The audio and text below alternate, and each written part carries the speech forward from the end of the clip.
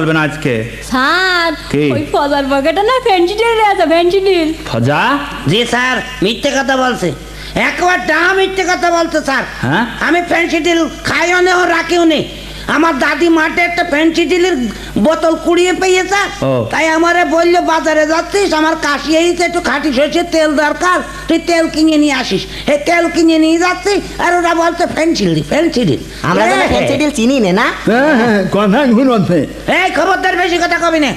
এই চুপ করো, খবরদার। ফজা শোন, খাস আর না খাস শুনে নে, বলেন। এসব কিন্তু খুব বাজে জিনিস, জানিস না? যখন তখন মানুষ হাঁটু ফেল করে। তাই? এই মদ গাঁজা ভাম এসব কিচ্ছু খাবে না। খাবো না। আজ হাতে নাতে প্রমাণ দেখাবো। হ্যাঁ, প্রমাণ দেখাবেন?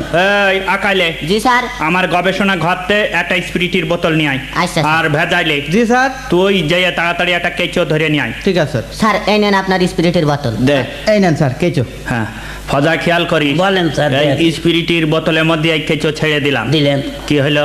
ওই যে এক চক্কর দিয়ে কাইতে হয়ে গেল, মানে মরে গেছে। মরে গেছে। মরে গেছে। তাহলে বুঝতে পেরেছো তো, হ্যাঁ, এই বুঝতে পেরেছি। স্পিরিট দিয়ে কিন্তু মদ গেলা ভাই এইসব মদটা তৈরি হয়, জি, বুঝেছো? জি, জি, জি। তো এর এই কিরাম তালি সব নিষেধ জিনিস বুঝতে পেরেছো? হ্যাঁ একেবারে কি বুঝলি? ক্লিয়ার পানির মতো বুঝে ফেলেছি। কি বুঝলে? বুঝলাম, যারা মদ খাবে তাদের পেটের কৃমি মরে একদম সাফ, হ্যাঁ, একদম সাফ হয়ে যাবে। একদম সাপ। হ্যাঁ, তার মানে কে এক চক্কর মেরে মরে গেল স্পিরিট দেওয়ার সাথে সাথে, হ্যাঁ। আর মদ খাইলে মরবে না। আর যদি সারা জীবন খাইতে পারে তাহলে তোমার মনে হয় ওর পেটে জীবনও কৃমি হবে না। তাহলে তো আমরাও খাবো তাহলে আমরা খাবো স্যার। দেখেছো সহ্য করতে পারছি না তো। হ্যাঁ, এ কোন জায়গার পানি কোন জায়গায় নিয়ে গেল। সম্পূর্ণ ভিডিও দেখতে চাইলে নিচে দেওয়া লিঙ্কে ক্লিক করুন। এই ভিডিওর নিচে দেওয়া লিঙ্কে ক্লিক করুন।